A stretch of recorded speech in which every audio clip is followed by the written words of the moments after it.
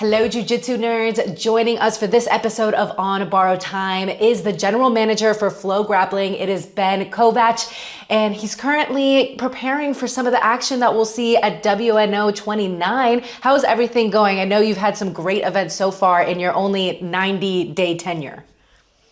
It's going great. Everything's going according to plan.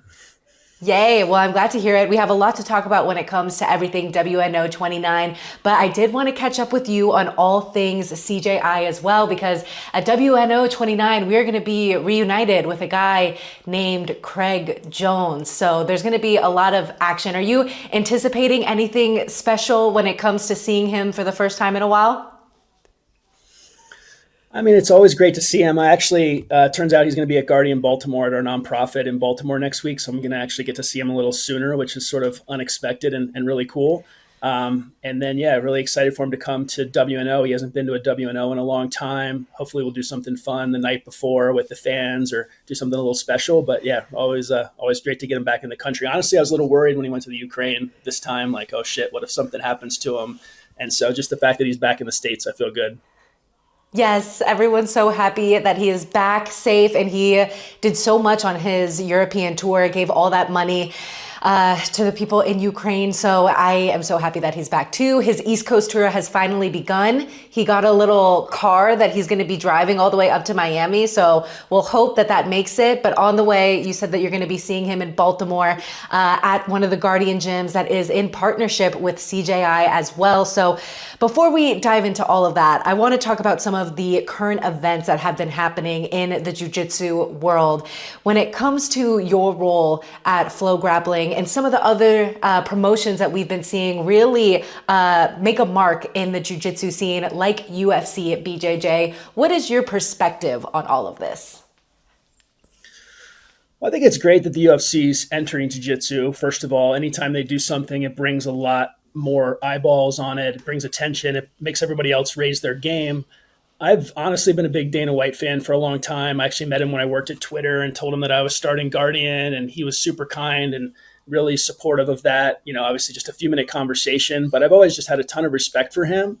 I think that they have one of the most powerful platforms in the world. They're going to push a lot of stuff out there, but I do think there's some sort of similarities with the way that the music business is, right? We don't want jiu-jitsu to become the way of like Live Nation, right? And I think that UFC kind of has that opportunity, if we're not careful, where it might seem good at the beginning, but we don't want this sport to necessarily become a monopoly, if that makes sense.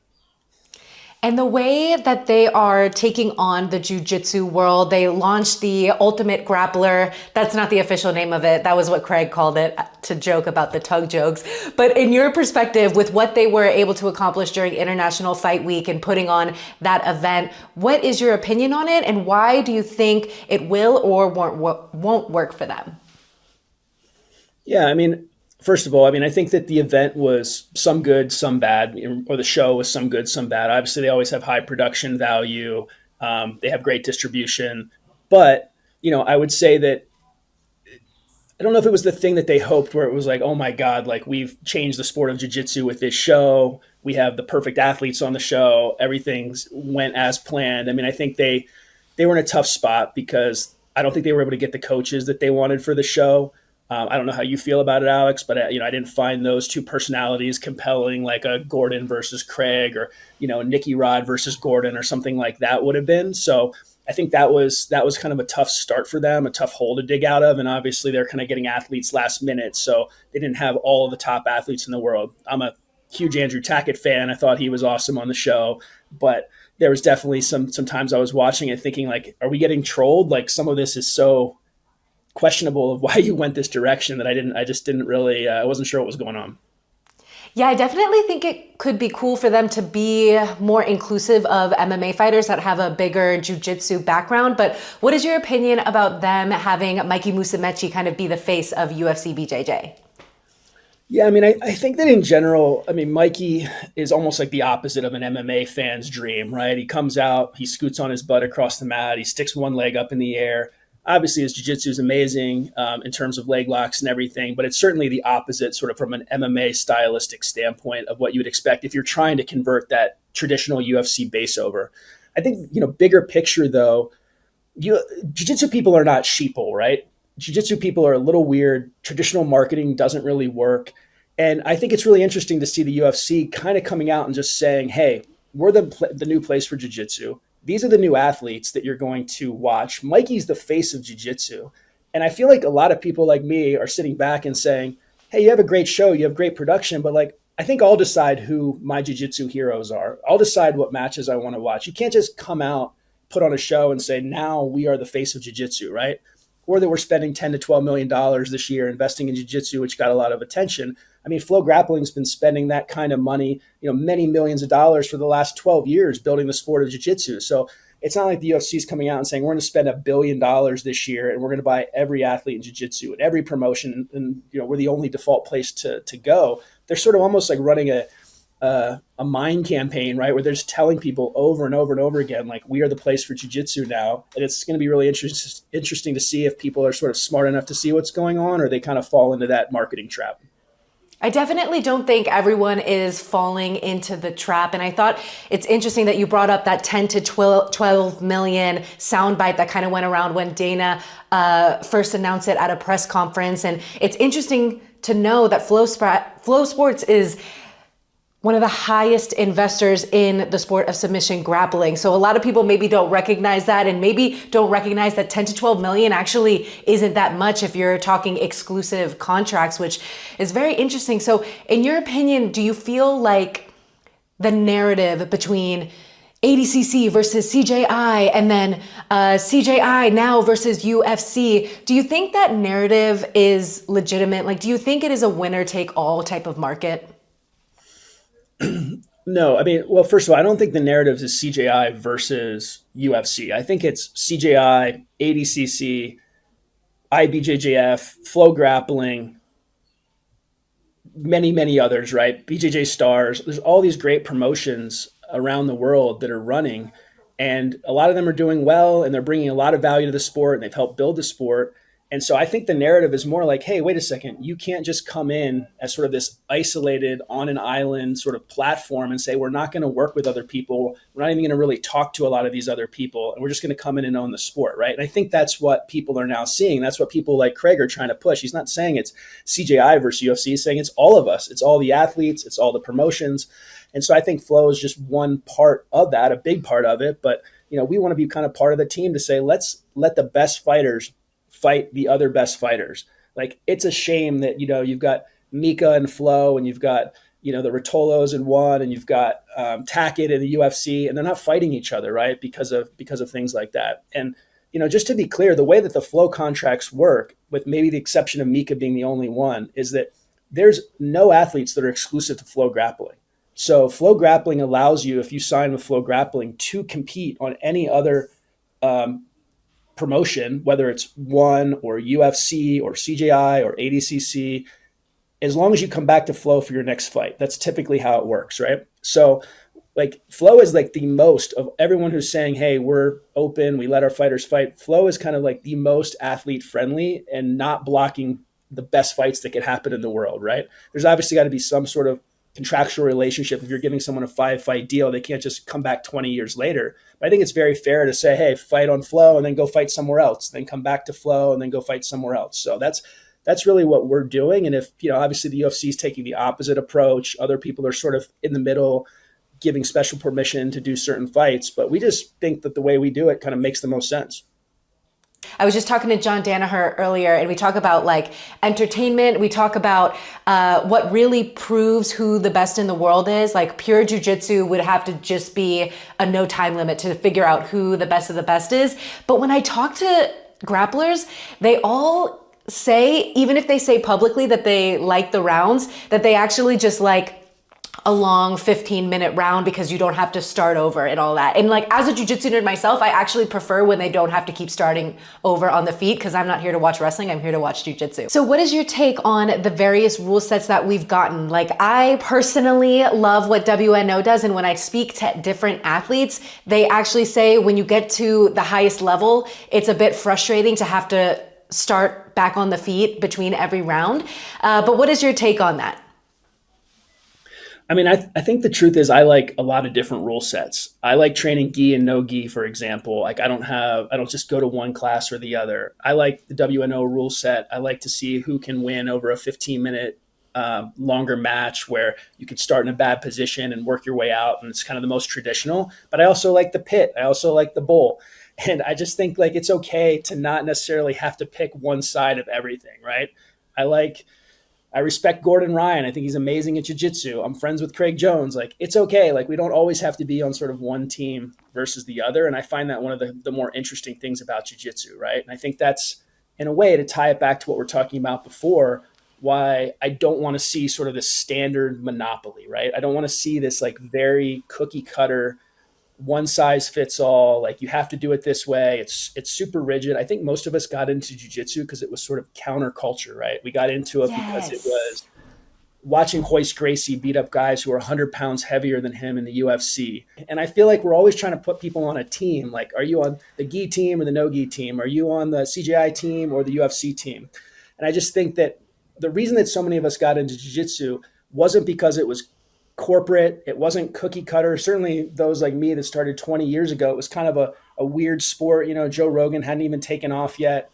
And we got into it because we wanted to learn self-defense, right? We wanted to, go out there and do something that was hard. We didn't want a standard cookie cutter vanilla corporate program. And I think that's what we're trying to protect in some ways in jiu-jitsu. Let there be different promotions. Let there be different rule sets. There can't be one monopoly that does everything the exact same and just has a few different weight classes and mimics, the way that MMA works. It's just not the fun of jiu-jitsu. The fun is seeing Hoist Gracie or Lachlan Giles submit a guy who's 100 pounds heavier. That's the most exciting thing, not watching like two guys who are equally matched and all train the same way, butt scoot across the mat and, win by two advantages. That's my opinion anyway. Yeah, it's definitely the counterculture that I feel like attracts a lot of the audience as well. When we think of what Eddie Bravo was able to do, and also Craig Jones just having the sense of humor that he does, it doesn't always go along with the traditional norms of jujitsu. So I think it's a beautiful thing that we all have kind of our different tastes. And I think the argument of being on this team or this team is kind of just for the public. Like it's just good to talk online and be able to be a part of that. It's sometimes draining, but it's okay too, because we all know that we have to have a social presence at some point. And one of the people that we know kills it on social media is of course Craig Jones. And there was a lot of crazy news that came out when he was visiting Austin, Texas, where he's actually based when he's not being a nomad. So what is the relationship that you have with Craig Jones in terms of Flow Grappling? Like, is he really a partner with Flow Grappling? I don't know. I mean, Who is that guy? Who the fuck is that guy? I would say that, we have a very loose agreement of working together, in that we both want to see, meaning Flo, me, Craig, Seth, CJI, etc. We all have the same interest, which is to do cool things that push the sport forward, highlight the best and the newest athletes, and again, not let, this thing become too corporate, right? And Craig is obviously the opposite of corporate. He is really fun. He speaks his mind. And yeah, we have an agreement together to do a lot of cool things, some that, aren't announced yet and some that will probably evolve over time, frankly. But, we kind of see it as like we're in this sort of official/unofficial partnership together to push the sport forward. So is Flow Grappling going to be covering CJI too? So Flow Grappling will be part of CGI2 from sort of a promotional perspective, and lead up perspective, but we are not streaming CGI2. That will still be free on YouTube, completely. Nothing will change from last year. We're not producing the show. We're not streaming the show. We don't own the show, anything like that. And now you are only about 3 months into your tenure as the general manager, but what do you envision for the future of Flow Grappling? Well, I think that there's obviously a lot of different directions that you can go into jiu-jitsu, but I like to think of Flow as if we're successful, we can really become the essential destination for the sport. And what I mean by that is not just a place where you watch super fights and not just a place where you see the drama, but a place where every grappler in the world has a reason to be on Flow for one reason or another, right? It could be subscribing to new events that are coming up, or watching their own tape from things that happen, watching their kids compete on the platform, watching historical events, or watching the biggest super fights in the world, right? So there's so many different reasons, I think, besides super fights to be involved in jiu-jitsu. And I think because of Flow Grappling's history of doing this for over a decade, we have a great head start to be that essential place for jiu-jitsu fans. And I have a question for you, and if we have to edit it out, we can edit it out. But Stephen Tecci had posted a photo with Cade Rotolo saying that it might be UFC BJJ headliner, and Cade is obviously with one championship. From your perspective, do you think that speaks more volumes of Stephen Tecci being disingenuous, or that there could be something going on behind the scenes with one championship? That's a good question. I mean, the truth is, I don't know. I don't know if I don't know what the talks are behind the scenes there. I would say that it doesn't take a rocket scientist to realize, if you were the UFC, like getting people like the Rotolos on your payroll would be certainly an intelligent move. But it feels like, look, I mean, everybody I talk to within the UFC sort of ecosystem, people who have competed on the show, people who are really in the know there seems to be this feeling that they're still really figuring it out, right? They're still throwing things, spaghetti at the wall, seeing what sticks, talking to different people, figuring out what the strategy is going to be. And I'm sure we're going to see that evolve over the next year. I'm sure they're going to see their mistakes that they're making. They're going to see the things that they're doing well, and they're going to get better. I don't think the UFC is going to put on one lukewarm show and just call it a quits, right? They're going to double down. They're going to triple down. They're going to fight, at least for a while, and try to really make big waves in the sport. I think the question really, and the question we keep addressing today, just is like, are they one of the players in the sport, or are they the player in the sport, right? And I think that that's just a really important thing for fans and athletes to think about when they're signing their contracts, or when they're choosing which subscription services that they want to sign up for, like UFC Fight Pass or Flow Grappling. And, we'll see how that goes. But I think that, obviously, again, doing this for over a decade, Flow has a great head start, a lot of history, a lot of great partners like the IBJJF and ADCC and BJJ Stars and many others. So, yeah, we'll see. Yeah, there's definitely so many different platforms and opportunities for grapplers. So it's awesome to see all that. I'm curious if you have any updates on how the Guardian Gym is going over there in Peru. I know that's in close collaboration with CJI. I've seen the mock-up. It's beautiful, but I'm just curious, is there any updates on that end? Yeah, so I mean, just to take a step back, Guardian's got 32 gyms around the world now. Something I started 10 years ago with the idea to give kids free jiu-jitsu. Pretty simple. We all know that jiu-jitsu has changed our lives. Those of us who have done it, and we just want to get more people into it.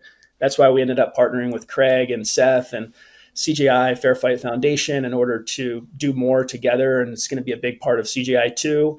The gym specifically in Peru is sort of like our show pony project this year. So we are building a really beautiful 2-story gym with a weightlifting facility and a jiu-jitsu gym and 6 Airbnb units and a coffee shop. Rock climbing? TBD on the rock climbing.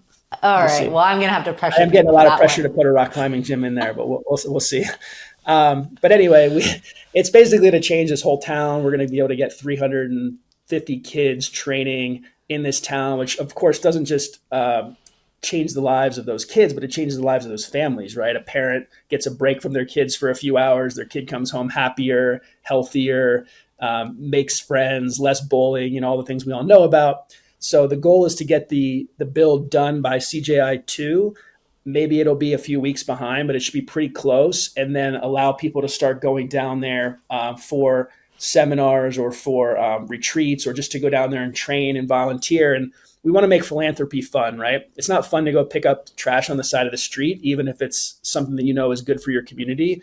But if you do jiu-jitsu and you want to go somewhere that's warm and you can surf and you can hang out with the kids and you can train and you can lift weights and you can have a great vacation, eat great food, like it kind of is, it doesn't feel like a chore at that point, right? You're doing something that you want to do anyway, maybe even a vacation you'd want to go on. And so, yeah, that's the update. It's happening for sure. You're going to see a lot about it at CGI too. So I don't want to, tell people too much about it, or they'll be bored probably during the event. But it's super exciting to see it happen. Well, I am first in line to be the front desk lady. When I go off the grid, just know I am there surfing, doing jujitsu, I'll have to check your retired from media. resources. I don't know if you're qualified for that. When it comes to the future of jiu-jitsu, obviously we got WNO 29 in the short-term future, but what do you think about as a whole where jiu-jitsu is going? I mean, I don't know. I hear everybody say it's a niche sport all the time, but I think it seems pretty big to me. It seems like it's grown pretty quickly to me. Maybe I'm just hanging out in a specific circle, so I hear a lot more about jiu-jitsu than everybody else. But I'm really happy with the growth of it, and I think that one of the common narratives is like, how do we get more jiu-jitsu people into jiu-jitsu or non-jiu-jitsu people to watch jiu-jitsu, right? And that's actually not at all my focus. Like I keep thinking about just like, how do you make jiu-jitsu more interesting to watch and consume for the people who do jiu-jitsu already? Only a tiny fraction of people are tuning into a lot of these great events. You could have the best people in the world fighting on some of these cards and 1% of grapplers, 2% of grapplers, right? Maybe you get like a CGI that's free on YouTube and you get a higher percentage, but for the most part, it's very small. So I think we have a long way to go with just sort of like activating our base, making things more compelling, messaging to people. And, I'm just excited to be kind of part of that journey now and being able to shape where it's going and highlighting the right people and seeing it grow from here. Yes, we are definitely so lucky to have someone like you in charge over there at Flow Grappling, and we are going to be doing some really big things that have yet to be announced. So thank you so much, Ben. Is there anything else you want the audience to know about before I let you go? Not really. I would just say that a lot of people, I feel like jiu-jitsu is a very selfish sport for a lot of people, right? It's obviously, it's a practice, it's a meditation, it's almost like a religion for a lot of people doing it. But I would say to people that, your decisions are you hear this in consumerism a lot, like the decisions, whether you choose to buy grass-fed meat or whether you choose to buy compostable cups or whatever it is, makes it your decisions have an impact on the environment and, whatever other things there. But when you choose to support like a Flow Grappling or sign up for a UFC Fight Pass or choose to buy a pay-per-view for an event, like you're really actually helping to grow the sport and push it forward. And I think a lot of people don't put two and two together there. I actually didn't really put two and two together until I started working at Flow, where I didn't realize that by signing up for something like Flow, that's what was allowing us to have super fights and WNOs and put the Nicky Rods on the card and the Kynans and, the Gordons and whoever it was. Right. So I just think that, people should know that like they might think it's small, whether they're donating to a Guardian or whether they're subscribing to Flow or whatever it is, like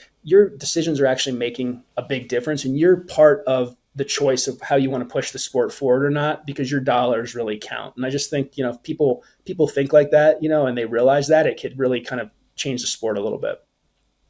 100%. I know we are going to be seeing you August 30th and 31st. Thank you so much, Ben. That wraps up this episode of On Borrowed Time. We'll see you guys next week.